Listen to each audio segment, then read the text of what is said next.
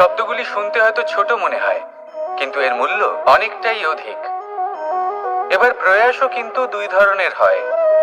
একটা প্রয়াস তাই যা আমরা নিজের মন থেকে, অন্তর থেকে সমগ্র শক্তি দিয়ে করার চেষ্টা করি। এবারে এই প্রয়াস প্রচেষ্টার নামান্তর। কিছু প্রয়াস এমন হয় যেমন দ্রুতক্রীড়া খেলা। মানুষ বলেন, আজ একটু প্রয়াস করি, একটু দ্রুতক্রীড়া খেলেই দেখি, যদি বিজয়ী হই তবে ভালো ব্যাপার, যদি না হই তবে আর কখনো খেলবো না।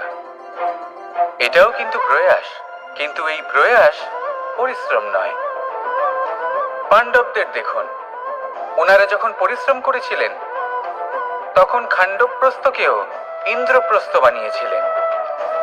দ্রুতক্রীড়া খেললেন, সেই মুহূর্তেই ইন্দ্রপ্রস্থ হারিয়ে ফেললেন। পরিশ্রম করলেন, সগৌরবের রাজা হলেন। দ্রুতক্রীড়া খেললেন, তখন এক মুহূর্তে রাজা থেকে নিঃস্ব হয়ে গেলেন।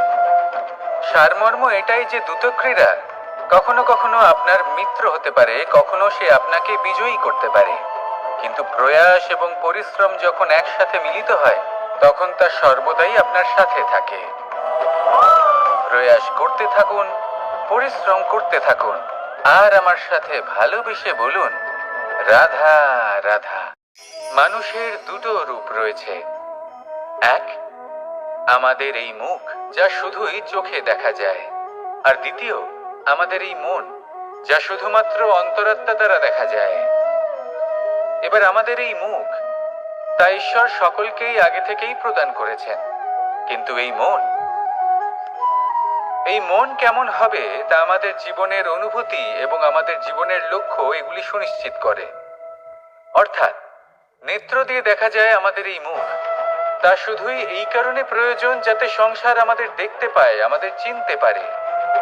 কিন্তু যদি এই সংসারে আপনি প্রকৃত অর্থে মান সম্মান লাভ করতে চান, তাহলে নিজের অন্তরাত্মাকে আপনাকে বিকশিত করতেই হবে। দেখুন, কথায় আছে, এই যে অসুর তা শারীরিকভাবে উপস্থিত নয়, তা মনের মধ্যে থাকে। যদি এই মন থেকে অসুরকে বের করে দেওয়া যায় তাহলে শরীরে তা উপস্থিত থাকবেই না। তাই মনকে শুদ্ধ করুন আর আমার সাথে ভালোবেসে বলুন, রাধা রাধা। জীবনে শিখরে পৌঁছানোর জন্য মানুষের কি প্রয়োজন হয়ে থাকে? সিঁড়ির। কিন্তু তাও প্রত্যেক মানুষ, প্রত্যেক ব্যক্তি শিখরে পৌঁছতে পারেন না। এর কারণ কি? কারণ একটা হতে পারে যে মানুষ কল্পনা করতে থাকেন কিন্তু সিঁড়ি খুঁজে পান না। কিছু মানুষ খুঁজে নেন কিন্তু তা পেয়ে এতটাই প্রসন্ন হয়ে যান যে তারপর আর কোনো কর্মই করেন না। খুব সোজা ব্যাপার। অনেক মানুষ সিঁড়ি খুঁজে পান না, আর যদি পেয়েও যান তাও যতক্ষণ না তাতে চড়ছেন সেই শিখরে পৌঁছবেন কি করে? যতক্ষণ না আপনি পরিশ্রম করছেন, যতক্ষণ না সেই সিঁড়িতে আপনি চড়ছেন, যতক্ষণ না ক্লান্ত হচ্ছেন, আপনার পায়ে হাঁটুতে ব্যথা না হচ্ছে, ততক্ষণ এই শিখরে পৌঁছানোর সৌভাগ্য লাভ করতে পারবেন না। তাহলে কল্পনার সাথে কর্ম করুন, পরিকল্পনার সাথে পরিশ্রম করুন, সব কিছু পাবেন। আসুন আমার সাথে ভালোবেসে বলুন, রাধা রাধা। সমস্যা, কঠিন সময়, সংকট, বিপদ কার জীবনে নেই? প্রত্যেকের জীবনে আছে। কিন্তু আমাকে একটা কথা বলুন, যদি নৌকায় ঢেউকে ভয় পেতে শুরু করে তাহলে সাগর পার করবে কে? কখনো কোনো ছোট্ট পিঁপড়েকে দেখেছেন যে আকারে হয়তো ছোট হতে পারে কিন্তু বড় শিক্ষা দিয়ে যায়? কিন্তু আমরা শিখি না। এবার দেখুন একটা পিঁপড়েকে যে ভোজনের খোঁজে বাইরে বের হয়, একটা ছোট্ট দানা তুলে নেয়। ছোট দানা তোলে কারণ তার থেকে বেশি সে তুলতেই পারবে না। সে দানা নিয়ে চলতে শুরু করে, কোনো দেওয়ালে উঠে পড়ে, আবার পড়েও যায়। সেই দানা দূরে কোথাও একটা পড়ে যায়, তা আবার খোঁজে, তুলে নেয়, আবার চলতে থাকে। পড়ে যায় আবার ওঠে, পড়ে যায় আবার ওঠে, সেই দানাটা রেখে দেয়, আবার বেরিয়ে পড়ে ভোজনের খোঁজে। পরিশ্রম করতে থাকে কিন্তু হার মানে না। এই শিক্ষাই তো আমাদের প্রাপ্ত করতে হবে। নিরন্তর পরিশ্রম আর নির্ভীক হয়ে কর্ম করে যেতে হবে। এটাই হলো সাফল্যের মাধ্যম। এটাই হলো জয়ের মন্ত্র, অচ্যুত অজয় অস্ত্র। তাহলে আসুন আর আমার সাথে ভালোবেসে বলুন, রাধা রাধা। কখনো কোনো বাগানের কোনো বৃক্ষকে দেখেছেন যেখানে সুগন্ধি ফুল থাকে, রসালো ফল থাকে? তখন মন প্রফুল্ল হয়ে ওঠে, মন থেকে সেই বৃক্ষের প্রতি ভালোবাসা জন্মায়। কিন্তু যিনি বাগানের মালিক, শুধুমাত্র তিনিই জানেন যে কিভাবে এই বৃক্ষকে আগলে রাখতে হয়, কিভাবে তার পরিচর্যা করলে এতে সুন্দর সুগন্ধি ফুল হবে, রসালো ফল হবে। কখনো কখনো প্রয়োজনের থেকে বেশি রোদ পেলে এই বৃক্ষগুলি শুকিয়ে যায়, প্রয়োজনের থেকে কম রোদ পেলেও এই বৃক্ষ কিন্তু শুকিয়ে যায়। প্রয়োজনের থেকে কম জল যদি পায়, এই বৃক্ষ শুকিয়ে যেতে পারে। প্রয়োজনের থেকে অতিরিক্ত জল যদি পায়, তখনও এই বৃক্ষের শিকড়গুলি নষ্ট হয়ে যেতে পারে। এবার এটাই কিন্তু আমাদের সংসারের সাথেও হয়। আমাদের সংসারের সকল প্রতিভাশালী ব্যক্তি, যেমন লেখক, বিচারক, প্রবক্তা, যোদ্ধা, এদের সবার ক্ষেত্রে এই কথাটাই প্রযোজ্য। যদি বেশি প্রশংসা করা হয়, তাহলেও এরা হারিয়ে যাবেন। প্রয়োজনের থেকে বেশি যদি নিন্দা করা হয়, তখনও তারা নত হয়ে পড়বেন। তাহলে আপনি এদের রক্ষা করুন এবং নিজেদেরও। মনে রাখবেন একটা কথা, জেনে রাখুন কখন কোন নিন্দায় আপনি লজ্জিত হবেন না, আর কখন কোন প্রশংসার দ্বারা নিজের মধ্যে অহংবোধ জাগ্রত করবেন না। এই মন সুপ্রসন্ন হয়ে বলবে, রাধা রাধা। আমাদের গৃহে অনেক কক্ষ রয়েছে, কিন্তু এমন কি আছে যে একটাই থাকে? আমাদের গৃহের দ্বার। এমন কেন হয়? অনেক দ্বার তো থাকতেই পারে। ভেবে দেখুন, একটা বিশাল ভবন রয়েছে, তার চতুর্দিকে অনেক দ্বার আছে। ভালোই হবে, যাতায়াত করতে সুবিধা হবে, কিন্তু এমন আমরা কেন করি না? এবার আপনি বলবেন যে এটার উত্তর তো সহজ, যতগুলো দ্বার থাকবে ততজন দ্বারপালও থাকবে। কে কখন কোথা থেকে আসবে, কোথায় চলে যাবে, সেদিকে খেয়াল থাকবে না, চুরির সম্ভাবনাও বেড়ে যাবে। যাক, এই বিষয় অন্তত আপনি বোঝেন। সেই জন্য আপনার গৃহে একটাই দ্বার রয়েছে। কিন্তু আপনার মনের বিষয় কি জানেন? আপনার মনেও কি কোনো দ্বার আছে? নেই? তার মানে যে কোনো ব্যক্তি যেখান থেকে খুশি আসতে পারে, আর আপনার মনে যা খুশি প্রবেশ করিয়ে চলে যেতে পারে। কোনো বাধার সম্মুখীন না হয়ে কোনো ব্যক্তি আপনার মনে যা কিছু প্রবেশ করিয়ে চলে যাবে, তা সে আমাদের পক্ষে শুভ হোক, অশুভ হোক, বা যতই ঘাতক হোক না কেন। সেই ভাবনা হতে পারে বাসনাময়, ক্রোধে পরিপূর্ণ, মতভেদে পরিপূর্ণ, বিদ্বেষ বা অহংকারে পরিপূর্ণ, বা কোনো ব্যর্থ ভাবনা হতে পারে। বিশ্বের যে কোনো ভাবনা মনে এসে বসবাস করতে পারে। এবার মনে যা ভাবনা থাকবে, মন সেটাই অনুভব করবে। নেতিবাচক ভাবনা যদি মনে ঘর করে, মন সুখ অনুভব কি করে করবে? সেই জন্য আবশ্যক হলো মনের মাঝে ইতিবাচক সত্তার দ্বার গড়ে তোলা। অর্থাৎ কোনো ভাবনা যদি আসে এবং ইতিবাচক হয়, তাহলে তাকে মনে প্রবেশ করতে দিন। যদি তা আপনাকে আর্থিক, সামাজিক, পারিবারিক, আধ্যাত্মিক লাভ দেয়, তাহলে তাকে প্রবেশ করতে দিন। যদি না দেয়, যদি তা নেতিবাচক ভাবনা হয়, তাকে দ্বার থেকেই আবার ফিরিয়ে দিন। আকাঙ্ক্ষা কখন লোভে পরিণত হয়ে যায় তা কেউ বলতে পারে না। এবার তার পরিণাম কি হতে পারে তাও আমরা কেউ জানি না।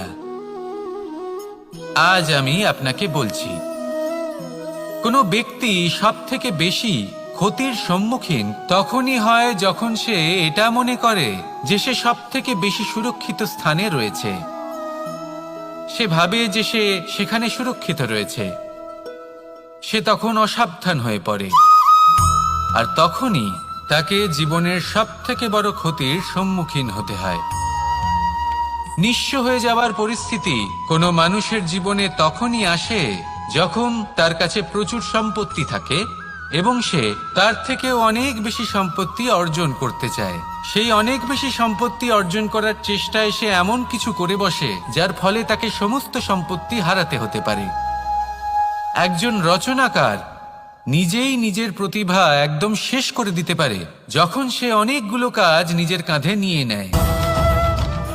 একটা গুরুত্বপূর্ণ কথা সবসময় মনে রাখবেন, আজ আপনি যেখানেই থাকুন না কেন, যেমনই যে কোনো স্থানেই থাকুন না কেন, এর পেছনে আপনার আকাঙ্ক্ষার একটা বিশাল ভূমিকা রয়েছে। কিন্তু মনে রাখবেন, আপনাকে শিখতে হবে যে কখন আর কিভাবে নিজের উচ্চাকাঙ্ক্ষাগুলিকে লাগাম পরাতে হবে, কারণ এটা অত্যন্ত আবশ্যক। তাই আসুন আর আমার সাথে ভালোবেসে বলুন, রাধা রাধা। সংসারের বিভিন্ন ক্ষেত্রে আপনি অনেক কিছুই দেখতে পাবেন, যে কোনো খেলা, কোনো নাটক দেখতে পাবেন, কেউ কোনো খেলা খেলছে তা দেখতে পাবেন, আর দর্শকগণ এই দেখে অত্যন্ত আনন্দ লাভ করেন, হাততালি দিতে থাকেন, প্রশংসা করতে থাকেন, নিজের অন্তরের উৎসাহ প্রকাশ করতে থাকেন। কি দেখে করেন? সেই সমস্ত খেলোয়াড়দের দেখে করেন যারা এই খেলাটা খেলছে, তাই না? কিন্তু অনেক সময় সেই খেলোয়াড়রা সেই খেলার আনন্দ উপভোগ করতে পারেন না, কারণ ওনারা চাপা পড়ে যান তাদের কামনার চাপে। জয় লাভ করার কামনা, প্রথম স্থান লাভ করার ইচ্ছে, প্রতিযোগিতায় সব থেকে এগিয়ে থাকার ইচ্ছে তাদেরকে এই খেলা উপভোগ করতেই দেয় না। সেই জন্য কখনো কখনো এই খেলোয়াড়দের থেকে অনেক বেশি আনন্দ উপভোগ করেন দর্শকগণ, যেখানে এই খেলাটা কিন্তু খেলছেন খেলোয়াড়রাই। আমি এটা বলছি না যে এই ইচ্ছে, এই আকাঙ্ক্ষা অনুচিত না, কিন্তু তার সাথে সেই খেলা, সেই কর্মের আনন্দ উপভোগ করাও অত্যন্ত গুরুত্বপূর্ণ। তাই সেটা উপভোগ করুন। যে উৎসাহ আপনি উপভোগ করছেন তা যাপন করা অত্যন্ত গুরুত্বপূর্ণ। দেখুন, সত্যি বলতে এটা কিন্তু আপনার অধিকারও বটে। আপনি যে কর্ম করছেন তার ফল তো আপনি অবশ্যই পাবেন। সেটা যখন আপনি পাচ্ছেন তখন আপনার তা উপভোগ করা উচিত। সেটাই করুন। জীবনে সফলতা এবং অসফলতা এরা আসা যাওয়া করতে থাকে। যখন সাফল্য আসবে তখন তা উপভোগ করুন, যখন অসফলতা আসবে তখন তার থেকে শিক্ষা লাভ করুন। সাফল্য আপনার কাছে আবার ফিরে আসবে। আর এই মন, আপনি তো জানেন, এই মন প্রসন্ন হয়ে বলবে, রাধা রাধা। ভোজন, এই সংসারে যেই হোক না কেন, কোনো মানুষ হোক, কোনো প্রাণী হোক, কোনো কীট হোক বা কোনো বনস্পতি হোক, প্রত্যেকের জন্য ভোজন অতি আবশ্যক। কারণ ভোজন থেকেই শক্তি পাওয়া যায়, আর সেই শক্তি দিয়েই সংসারের, আমাদের জীবনের সমস্ত কার্য করা যায়। এবার এমন এক ধরনের শক্তি হয় যা শীতের ঋতুতে সূর্য থেকে আমরা পেয়ে থাকি, আর আরেক ধরনের উত্তাপ হয় যা দিয়ে ভোজন রান্না করা হয়, সুস্বাদু নানান ধরনের ভোজন। এবার অত্যন্ত গুরুত্বপূর্ণ হলো যে ব্যক্তি সেই ভোজন বানাচ্ছেন তার মানসিক পরিস্থিতি, এবং সেই ব্যক্তি যিনি ভোজন গ্রহণ করছেন তার মানসিক অবস্থা। যখনই আপনি ভোজন বানাচ্ছেন তখন ভালোবাসার সাথে কাজটা করুন, ধন্যাত্মক ভাব নিয়ে, সৎ ভাবনার সাথে। কারণ আপনার এই মানসিক স্থিতি শক্তির আকারে সেই খাদ্যের সাথে মিলেমিশে যায়। আর যখনই আপনি ভোজন গ্রহণ করছেন তখন সদ্ভাবনার সাথে, প্রসন্নতার সাথে গ্রহণ করুন, ধন্যাত্মক ভাব নিয়ে। যদি আপনি প্রসন্নতার সাথে রান্না করেন, প্রসন্নতার সাথে খাদ্য গ্রহণ করেন, তাহলে আপনি প্রসন্নই থাকবেন, আর মন সুপ্রসন্ন হয়েই বলবে, রাধা রাধা। কখনো কোনো চাতক পাখিকে দেখেছেন? কথায় আছে যে বছরে মাত্র একবার সে তার তৃষ্ণা মিটিয়ে থাকে, আর তাও আকাশে ভেসে থাকা মেঘের দ্বারা ঘটানো বৃষ্টির জলের ফোঁটা থেকে। আর কোথাও থেকে সে তার তৃষ্ণা পূরণ করে না। সারা বছর সে নিদারুণ গরম সহ্য করে, তীব্র শীতও সহ্য করে, শুধু এই আশা নিয়ে যে বছরে একবার অন্তত সেই মেঘের ঘন ঘটা হবে, বৃষ্টি হবে, আর সে তার তৃষ্ণা নিবারণ করবে। এটা আসলে কি? এটা আসলে বিশ্বাস। সেই বিশ্বাস যে বছরে একবার সেই মেঘ আসবে তৃষ্ণা নিবারণ করতে। যেমন দেখুন, একটা সূর্যমুখী ফুল সারা রাত অন্ধকারের সাথে যুদ্ধ করে, কারণ তার বিশ্বাস যে ভোরবেলায় সূর্য তাকে অবশ্যই দর্শন দেবেন। সেটাও বিশ্বাস ছিল যার উপর ভরসা করে মনু একটা নৌকা নিয়ে বেরিয়ে পড়েছিলেন এবং সমস্ত সৃষ্টিকে প্রলয়ের হাত থেকে বাঁচিয়েছিলেন। সেটাও ছিল ভালোবাসার প্রতি বিশ্বাস যার উপর ভরসা করে বানর এবং ভাল্লুক সেনা নিয়ে শ্রীরাম আক্রমণ করেছিলেন সমস্ত বরদানপ্রাপ্ত অসুরগণ এবং রাক্ষসগণের লঙ্কায় এবং জয় লাভ করেছিলেন। এই বিশ্বাসই হল এই বিশ্বের আশা। বিশ্বাস রাখুন যে আপনি হলেন সর্বশ্রেষ্ঠ এবং শুধুই নিজের কর্ম করতে থাকুন। এই বিশ্বাসের আশাই আপনাকে প্রতি মুহূর্তে বল প্রদান করবে। এ হলো আমার বিশ্বাস। আসুন আর আমার সাথে ভালোবেসে বলুন রাধা রাধা। সূর্যের প্রকাশ, অন্ধকারকে দূর করে দেওয়া সেই মহানায়ক। এই সূর্যের প্রকাশ যখন পৃথিবীতে এসে পৌঁছয় কি হয়? এই পৃথিবী জেগে ওঠে, প্রত্যেক প্রাণী জেগে ওঠে, মানুষ জেগে ওঠে, নিজের কর্ম করেন, জীবন যাপন করেন। এই ঘুমের মৃতপ্রায় স্থিতি কাটিয়ে উঠে জীবন যাপন করতে শেখেন। এটাই হলো প্রভাব সূর্যের প্রকাশের। এবার এই প্রকাশ যে সূর্যের থেকে পাই তিনি কি করেন? তিনি নিজেকে জ্বালান আমাদের জীবন প্রদান করার জন্য। প্রত্যেকটা মুহূর্ত তিনি তাপ সহ্য করেন আমরা যাতে সেই প্রকাশ লাভ করি। এটাই হলো জীবনের সারমর্ম। যদি আপনিও এই সংসারে প্রকাশ ছড়িয়ে দিতে চান তাহলে আপনাকেও তপ্ত হতে হবে, নিজে জ্বলতে হবে, সেই কর্ম করতে হবে যেটা কঠিন হতে পারে কিন্তু আসলে শ্রেষ্ঠ। তবেই এই সংসারের সেবা করতে পারবেন, সংসারকে পথ দেখাতে পারবেন। নিজের অন্তরের প্রকাশ জাগ্রত করুন, তবেই সেই সকল ব্যক্তি যারা পাপের অন্ধকারে নিমজ্জিত হয়ে আছেন তারা জাগ্রত হবেন। সেই সকল ব্যক্তিকে জাগিয়ে তুলুন, প্রেরিত করে তুলুন সুখী হওয়ার জন্য যারা সুখী হতে পারছেন না। সেই সকলকে প্রেরিত করুন সাফল্য লাভের যারা সফল হতে পারছেন না। নিজের অন্তরের সূর্যকে জাগ্রত করুন, চারিদিকে শুধু প্রকাশই প্রকাশ হবে, জীবনই জীবন থাকবে, আনন্দই আনন্দ থাকবে। আর এই মন বারবার প্রসন্ন চিত্তে বলে উঠবে রাধা রাধা। ছোটবেলা থেকেই আমি গরু চড়িয়ে অভ্যস্ত, সেই জন্য সকলে আমাকে গোপাল নামে ডাকত। কিন্তু গোপাল হয়ে আমি একটা অমূল্য শিক্ষা লাভ করেছি। আমি দেখেছি যে গৌশালাতে অনেক বাছুরের মধ্যে একটি গাই তার নিজের বাছুরকে অবশ্যই চিনে ফেলে। যেখানে সমস্ত বাছুর একই রকম দেখতে এবং প্রত্যেকের স্বরও সমান, তারপরেও সকল বাছুরের মধ্যে নিজের বাছুরকে ঠিক চিনতে পেরে যায় এবং তার সাথেই থাকে। ঠিক এইরকমই কিছুটা হয় আমাদের কর্ম এবং তার কর্মফল। আপনি সবার মাঝে থেকেও কোনো কর্ম যদি করেন, সেই কর্মফল সবার মধ্যে আপনাকে চিনে ফেলবে এবং আপনার সাথেই থাকবে। তাই যখনই কর্ম করবেন ভেবে চিন্তে করবেন। কোনো কর্ম করার আগে একবার ভেবে দেখুন, তাহলে জীবনে বারংবার অনুতপ্ত হতে হবে না। কারণ বিষয়টা কিছুটা এরকম যে এই সংসারে আপনি কাল, কর্মফল এবং সময় এই তিনের হাত থেকে কখনো লুকোতে পারবেন না, কখনো পালাতেও পারবেন না। আসুন আমার সাথে ভালোবেসে বলুন রাধা রাধা। আভূষণ, কার না ভালো লাগে এই আভূষণ? আমরা পরিশ্রম করি, ধন অর্জন করি আর আভূষণ কিনে থাকি, কখনো নিজের জন্য, কখনো বা তাদের জন্য যাকে আমরা ভালোবাসি, বা তাদের জন্য যাকে আমরা সম্মান করি। হয়তো সেই জন্যই সীতা চূড়ামণি ধারণ করেছিলেন এবং আমি সামন্তকমণি। কিন্তু এটাই কি সেই প্রকৃত আভূষণ যা আপনার মূল্য বৃদ্ধি করে? না।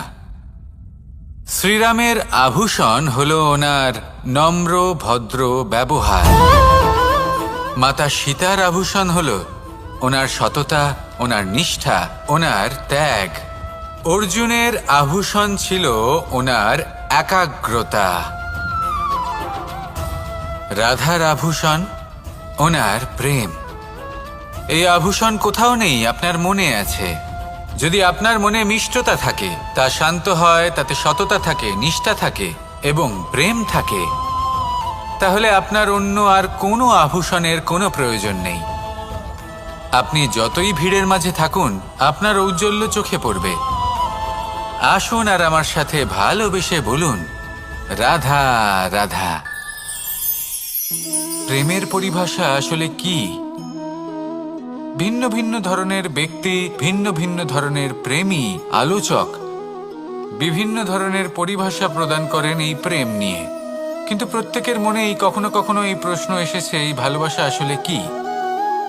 নিজের প্রিয়তমকে জয় করাই কি প্রেম? চার হাত এক হয়ে যাবার নামই কি প্রেম? নিজের আবেগ ব্যক্ত করাই কি ভালোবাসা? না, প্রেমের অর্থ কাউকে লাভ করা নয়, বরং তার মাঝে বিলীন হয়ে যাওয়া। যদি কারোর হাত ধরে থাকি, তাহলে আজীবন তার সাথে পথ চলা হলো প্রেম। প্রেম শুধুমাত্র সেটা নয় যা প্রেমী আর প্রেমিকার কেশদামে মালা বেঁধে দেয়। মাতা পিতার জন্য দিনরাত পরিশ্রম করা, নিজের পরিবারের জন্য দিনরাত পরিশ্রম করা, সেটাও প্রেম। নিজের বন্ধুদের জন্য, আপনজনের জন্য সবকিছু উজাড় করে দেওয়ার নাম হলো ভালোবাসা। নিজের মাতৃভূমির জন্য সাহসের সাথে লড়াই করা এবং আনন্দে নিজের জীবন ত্যাগ করে দেওয়াও কিন্তু প্রেমের নামান্তর।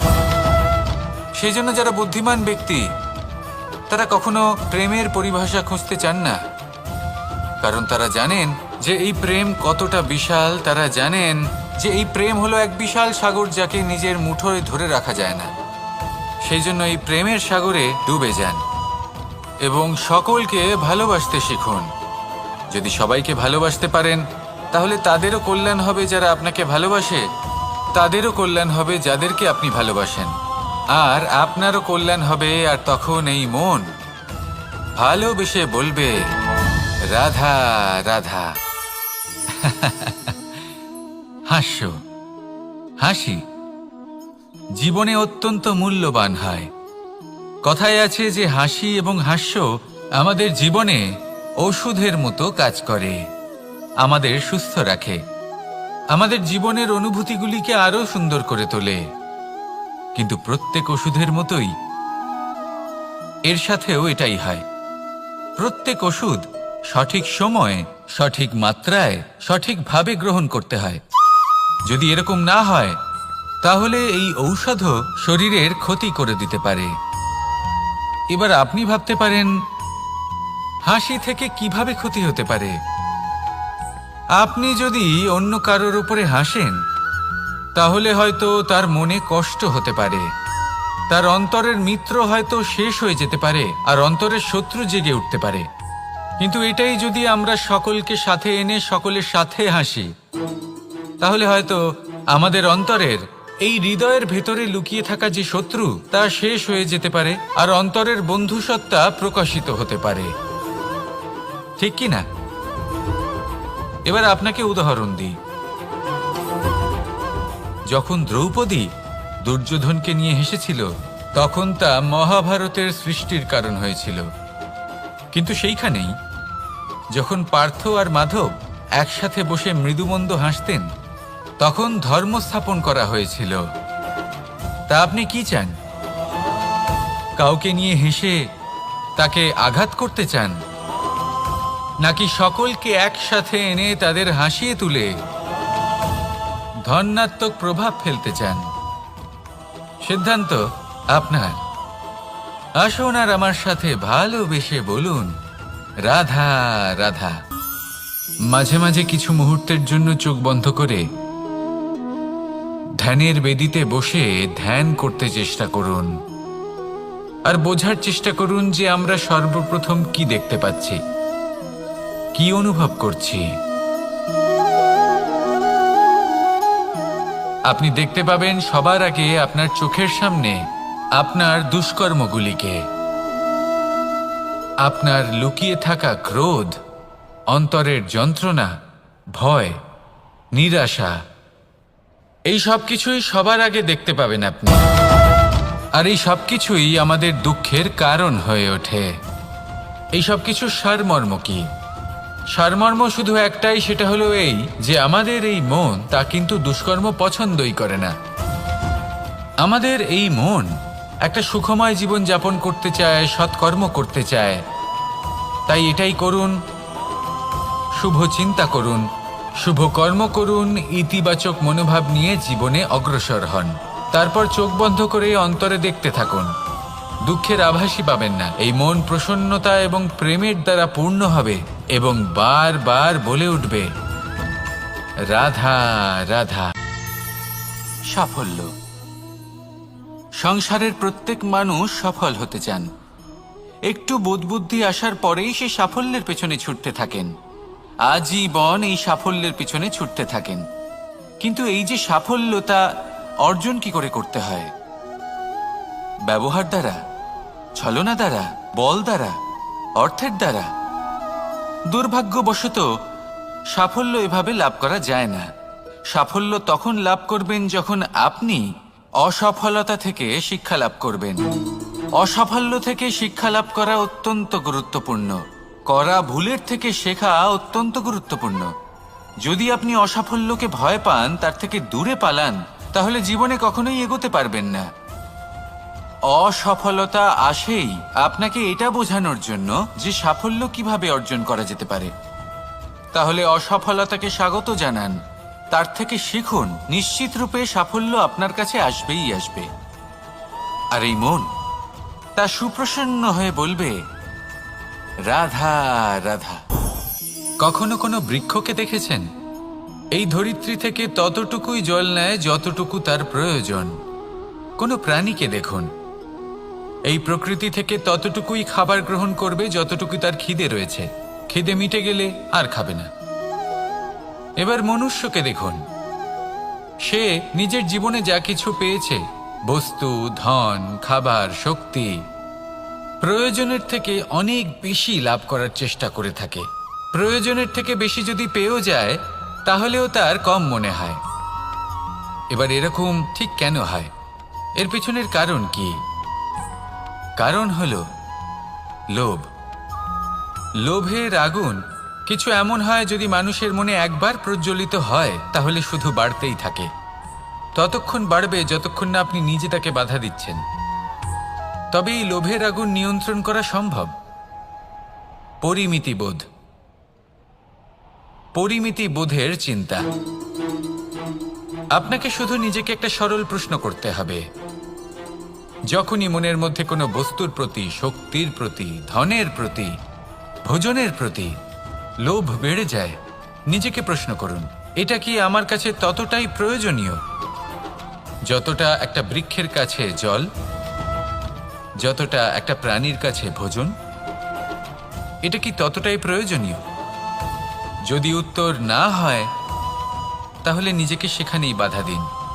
সেই ভাবনা সেখানেই ত্যাগ করুন, কারণ সেটাই হলো লোভ। ঠিক এইভাবেই প্রয়োজনীয়তার চিন্তা করে আস্তে আস্তে এই মন নির্লোভ হয়ে উঠবে। আর এই মন প্রসন্ন হয়ে বলবে, রাধা রাধা। এ হলো গোলাপ ফুল। একে আমরা সকলেই চিনি।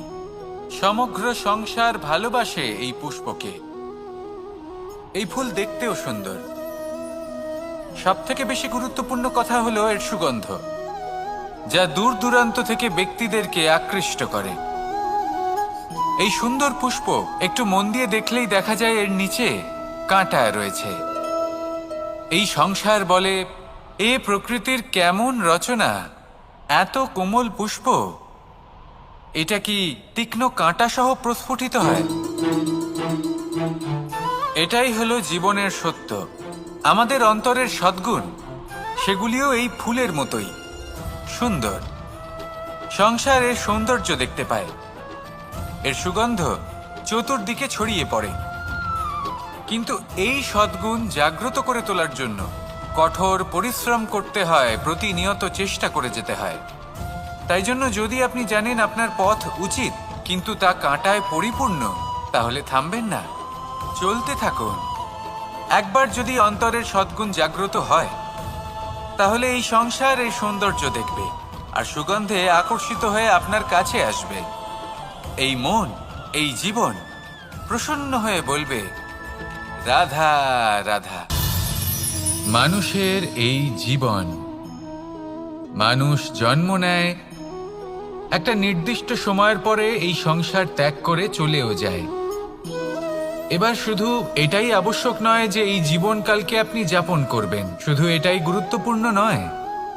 আবশ্যক এবং গুরুত্বপূর্ণ হলো এটা যে এই জীবনকালে আপনি এমন কিছু করেন যাতে এই সংসারের মঙ্গল হয়, যাতে এই সংসার আপনাকে মনে রাখে, আপনার থেকে প্রেরিত হয়, আপনার মতো হতে চায়, প্রত্যেক বছর আপনার জন্মতিথির অপেক্ষা করে, এমনভাবে আপনার জন্মদিন পালন করে যাতে সেটা মহোৎসবের আকার ধারণ করে। এবার এই জন্মদিন এমনি এমনি মহোৎসবে পরিণত হয় না। তখন হয় না যখন কোনো ব্যক্তি রাজার রূপে বা কোনো গোয়ালার রূপে জন্মগ্রহণ করে। তখন পরিণত হয় যখন একজন মানুষ জন্মগ্রহণের পরে এই সংসারকে কোনো শিক্ষা দিয়ে যান।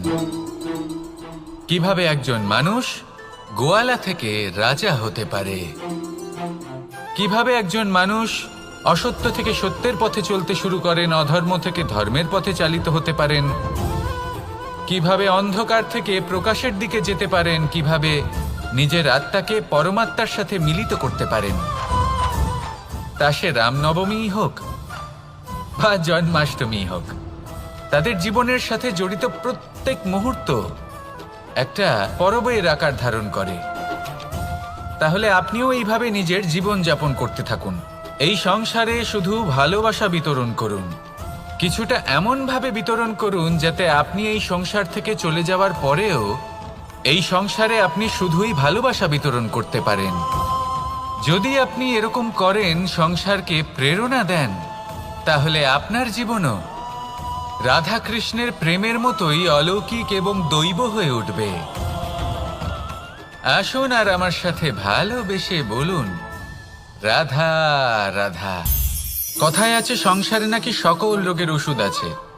যদি আপনি নিজের শরীরকে ভালোবাসেন তাহলে ব্যায়াম করুন, যদি নিজের নিঃশ্বাস প্রশ্বাসকে ভালোবাসেন তাহলে প্রাণায়াম করুন, যদি আপনি নিজের আত্মাকে ভালোবাসেন তাহলে ধ্যান করুন, কিন্তু যদি আপনি নিজের জীবনকে পরমাত্মাকে ভালোবাসেন তাহলে সকলকে ভালোবাসতে থাকুন। এই ভালোবাসা অত্যন্ত গুরুত্বপূর্ণ এবং আবশ্যক। ভালোবাসার থেকে ভালো না কোনো ওষুধ আছে, না আছে কোনো আসন, এর থেকে ভালো না কোনো ব্যায়াম আছে আর না কোনো প্রাণায়াম। এই ভালোবাসা বড় বড় সমস্যারও সমাধান করতে পারে, ভালোবাসা বড় বড় বিপদকে আপনার থেকে দূর করতে পারে। এই ভালোবাসাই আপনাকে জীবনে বাঁচতে শেখায়, কারণ ভালোবাসাই হলো জীবনের আসল সত্য। তাহলে আসুন আর আমার সাথে ভালোবেসে বলুন, রাধা রাধা। জীবনে অনেক সময় আমরা এটা দেখে থাকি যে আগামী প্রজন্ম সেই কাজটি করে যেটা তার পূর্ববর্তী প্রজন্ম করে গেছেন। একটা উদাহরণ দিই। তাহলে দেখুন, একদিকে আছে মাতা পিতা যারা আজীবন সংঘর্ষ করেছেন ধন অর্জন করার জন্য, তারপর তারই সন্তান তার সাথেই লড়াই করে তার থেকে সমস্ত সম্পত্তি ছিনিয়ে নিল। তারপরে যত সময় অতিবাহিত হয় সেই সন্তানের সাথেও সেই একই ক্রিয়া ঘটতে থাকে, তার সন্তান তার সমস্ত সম্পত্তি ছিনিয়ে নেয়। তাহলে এমন কি সঞ্চয় করবেন যা পরবর্তী প্রজন্মকে দিয়ে যেতে পারেন সেই বিষয়ে ভাবুন। ভেবে দেখুন, এই যে ধন সঞ্চয় আপনি করছেন এর আসলে লাভ কি? অবশ্যই আবশ্যক, কিন্তু এটাই কি শুধু সবথেকে গুরুত্বপূর্ণ বিষয় যেখানে আপনি জানেন যে আপনি এই সম্পত্তি ভোগ করতে পারবেন না, কারণ এই সমস্ত সম্পত্তি আপনাকে পরবর্তী প্রজন্মের হাতে সঁপে দিতে হবে। তাহলে ধন সঞ্চয় করুন, কিন্তু এমন একটা সম্পত্তি কেন সঞ্চয় করা উচিত নয় যার উপভোগও আপনি করতে পারবেন, পরবর্তী প্রজন্মকেও দিয়ে যেতে পারবেন, আর মতভেদও হবে না। এমন সম্পত্তি আছে, আর এই সম্পত্তি হলো প্রেম। যদি আপনার মনে কোনো কিছু সঞ্চয় করার বাসনা জেগে ওঠে, তাহলে প্রেম সঞ্চয় করুন। সেটা পরবর্তী প্রজন্মও পাবে এবং সেই প্রজন্ম ভবিষ্যতে ভালোবাসা ছড়াতে থাকবে, আর তখন এই মন সুপ্রসন্ন হয়ে বলবে, রাধা রাধা। মানুষ ভাবেন যে ধন অর্জন করা হলো অত্যন্ত গুরুত্বপূর্ণ। তিনি আজীবন ধন অর্জন করতে থাকেন, ধন অর্জন করার চেষ্টা করতে থাকেন। সে যাই হয়ে যাক না কেন, পরিশ্রম করতে থাকেন। স্বাস্থ্যের দিকে নজর দেন না, না উচিত সময় খাবার খান, না উচিত সময় ঘুমোতে যান, না পর্যাপ্ত সময় পর্যন্ত ঘুমন, কিছুই না। ধন অর্জন করতেই থাকেন, করতেই থাকেন। আর কিছু সময় পরে যখন তিনি অসংখ্য ধন লাভ করে ফেলেন, তখন তার সাথে ওনার শরীরে অনেক রোগ বাসা বাঁধে। এইসব রোগের উপচার করতে করতে সেই সমস্ত ধন যা উনি অর্জন করেছেন তা তিনি ব্যয় করে ফেলেন। শেষ পর্যন্ত কি হয়? আমরা যেভাবে এসেছি ঠিক সেইভাবেই ফিরে যাই, ধন এখানেই থেকে যায়। দেখুন, একটা অত্যন্ত গুরুত্বপূর্ণ কথা রয়েছে যে আপনার বোঝা উচিত। এই যে ধন, তার ব্যবহার করুন জীবনকে আরো ভালো করে তোলার জন্য। ধনের সদ্ব্যবহার করা উচিত, এমন যেন না হয় এই ধন আপনাকে ভোগ করে ফেলে। এই জীবনকে নিশ্চিত রূপে আরো শ্রেষ্ঠ করে তুলুন। কিন্তু এই ধন অর্জন করার এই প্রক্রিয়াতে নিজের সারা জীবনকে নষ্ট করে ফেলবেন না। এই জীবন উপভোগ করতে শিখুন। আর আমার সাথে ভালোবেসে বলুন, রাধা রাধা। সাফল্য। সংসারের প্রত্যেক মানুষ সফল হতে চান। একটু বোধবুদ্ধি আসার পরেই সে সাফল্যের পেছনে ছুটতে থাকেন, আজীবন এই সাফল্যের পেছনে ছুটতে থাকেন। কিন্তু এই যে সাফল্য, তা অর্জন কি করে করতে হয়? ব্যবহার দ্বারা, ছলনা দ্বারা, বল দ্বারা, অর্থের দ্বারা? দুর্ভাগ্যবশত সাফল্য এভাবে লাভ করা যায় না। সাফল্য তখন লাভ করবেন যখন আপনি অসফলতা থেকে শিক্ষা লাভ করবেন।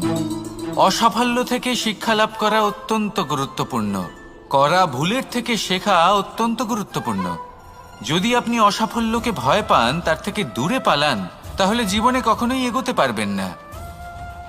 অসফলতা আসেই আপনাকে এটা বোঝানোর জন্য যে সাফল্য কিভাবে অর্জন করা যেতে পারে। তাহলে অসফলতাকে স্বাগত জানান, তার থেকে শিখুন। নিশ্চিত রূপে সাফল্য আপনার কাছে আসবেই আসবে। আর এই মন তা সুপ্রসন্ন হয়ে বলবে, রাধা রাধা। কখনো কোনো বৃক্ষকে দেখেছেন? এই ধরিত্রী থেকে ততটুকুই জল নেয় যতটুকু তার প্রয়োজন। কোনো প্রাণীকে দেখুন, এই প্রকৃতি থেকে ততটুকুই খাবার গ্রহণ করবে যতটুকু তার খিদে রয়েছে। খিদে মিটে গেলে আর খাবে না। এবার মনুষ্যকে দেখুন, সে নিজের জীবনে যা কিছু পেয়েছে, বস্তু, ধন, খাবার, শক্তি, প্রয়োজনের থেকে অনেক বেশি লাভ করার চেষ্টা করে থাকে।